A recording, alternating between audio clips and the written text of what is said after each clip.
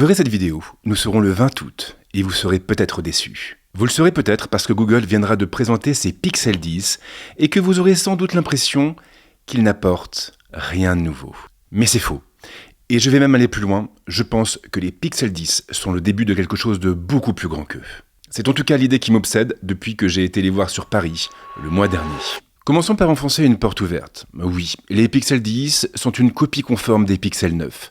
Prétendre le contraire serait une hérésie. La gamme ne change pas. Elle se compose toujours de 4 modèles. Le Pixel 10, le Pixel 10 Pro, le Pixel 10 Pro XL et le Pixel 10 Pro Fold. Il n'y a pas plus de changements au niveau de leur design. Google a repris exactement les mêmes châssis, avec les mêmes matériaux.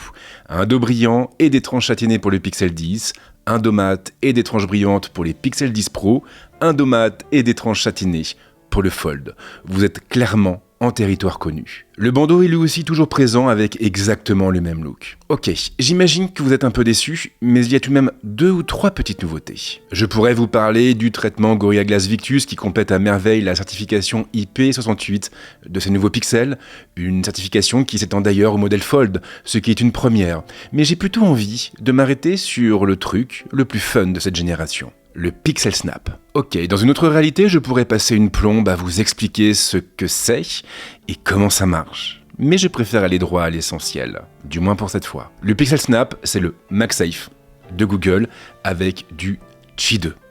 Et là, tout est dit. Google va commercialiser une série d'accessoires dédiés, des batteries, des anneaux de maintien et ainsi de suite. Les accessoiristes tiers pourront en faire de même. Et avec un peu de chance, c'est tout un écosystème qui va naître. En tout cas, je l'espère. Les Pixel 10 ressemblent donc comme deux gouttes d'eau au Pixel 9, à un point tel que je pourrais presque vous mentir et prétendre que je suis en train de vous les montrer, alors qu'en réalité, ce sont bien entendu les modèles de l'année dernière. Oui, sauf qu'à l'intérieur, tout change. Les écrans sont plus lumineux déjà. 3000 nits pour le Pixel 10, 3300 nits pour les Pixel 10 Pro.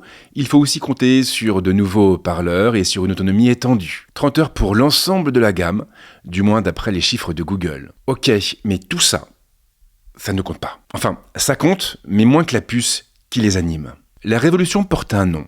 Tensor G5. Et contrairement à ce que son numéro peut suggérer, ce n'est pas juste une référence de plus. Le G5 est la première puce conçue de A à Z par Google, une puce qui a été développée en partenariat avec une branche de l'entreprise que vous connaissez bien, DeepMind. Faisons un petit tour sur la Wikipédia. Elle nous apprend que DeepMind est une entreprise spécialisée dans l'intelligence artificielle, une entreprise qui appartient à Google depuis son rachat en 2014. Mais ce n'est pas le plus intéressant. Non, car le paragraphe qui mérite le plus votre attention, c'est celui consacré à la recherche. Il nous apprend en effet que DeepMind s'est donné pour mission de résoudre l'intelligence. Avouez que ça envoie. Résoudre l'intelligence. Ce serait une autre boîte, on en rigolerait sans doute. Mais là, c'est Google, l'entreprise qui a révolutionné le web. Une entreprise qui compte à peu près 200 000 personnes réparties à travers le monde, des personnes parmi lesquelles se trouvent tout simplement les meilleurs ingénieurs au monde. Une entreprise qui a les moyens de ses ambitions. Son groupe a effectivement réalisé un chiffre d'affaires de 96,4 milliards de dollars au second trimestre 2025. Je vais vous l'écrire, ce sera mieux. 96,4 milliards de dollars de chiffre d'affaires sur un seul trimestre. Reprenons. Le Tensor G5 est une puce développée intégralement par Google. Elle est réalisée en collaboration avec DeepMind et elle est donc tournée vers l'intelligence artificielle. Ah, et je pourrais aussi vous dire qu'elle est associée à 12 Go de RAM sur les Pixel 10 et à 16 Go sur les Pixel 10 Pro. Avant, Google adaptait Android à ses téléphones. Là, ils adaptent le hardware à leur vision de l'IA.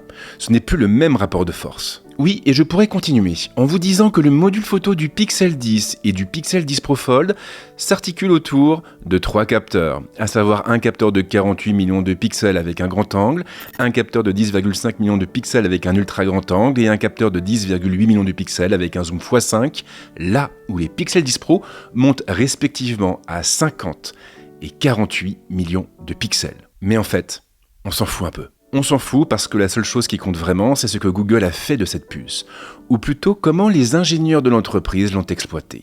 Et là, ils ont été très loin.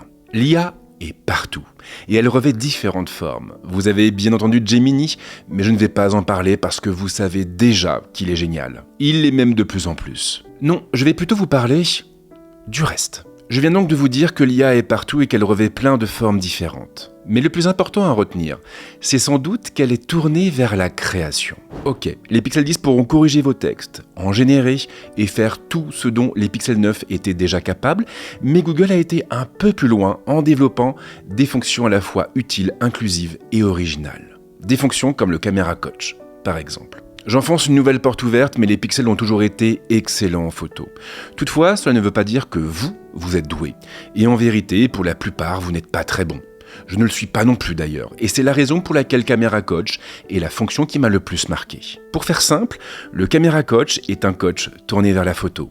Quand vous allez lancer l'appareil photo et commencer à cadrer, il va apparaître et vous donner des conseils, comme de changer d'angle par exemple, ou de basculer sur une autre focale. Vous allez donc apprendre à mieux composer et à mieux utiliser votre pixel. Quand je l'ai vu, ça m'a vraiment rappelé mes premières années avec un réflexe. À l'époque, j'aurais tué pour avoir un assistant de cadrage. Là, c'est un peu comme si tu avais un prof de photo directement dans ta poche. Il y a également du neuf sur le zoom. Les Pixel 10 sont tous équipés d'un zoom optique x5, même le modèle de base, avec un x10 de qualité optique obtenu grâce à un crop et ce que Google appelle le Super Res Zoom. Un Super Res Zoom similaire à ce que propose Honor sur le Magic 7 Pro et qui va donc être capable de nettoyer les photos avec un maximum de x10 pour le Pixel 10 et de x100 pour les Pixel Pro. Ok, les Pixel 10 vont nous aider à mieux composer et ils vont aussi mieux zoomer, mais ils vont en plus nous faciliter la vie pour l'édition. Et toujours grâce à l'IA. Si vous faites un peu de photo, vous savez comment ça se passe. La prise de vue fait peut-être 60% de la photo. Les 40% restants, c'est de l'editing. On recadre, on modifie l'exposition, on joue sur les couleurs. Bref, on sublime la photo de base pour la rendre unique.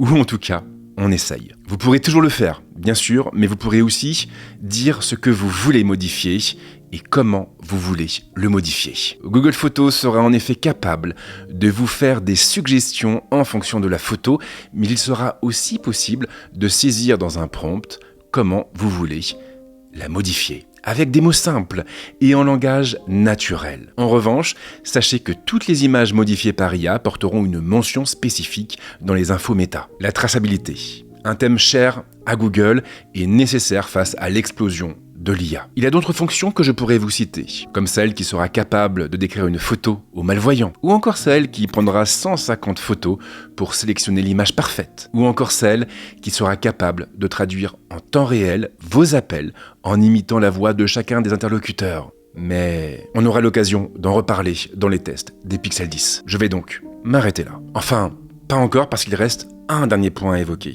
le prix. Et c'est une bonne chose, parce que nous allons pouvoir nous quitter avec une excellente nouvelle. Il ne change pas. Le Pixel 10 est donc proposé à partir de 899 € contre 1099 € pour le Pixel 10 Pro, 1299 € pour le Pixel 10 Pro XL et 1899 € pour le Pixel 10 Pro Fold.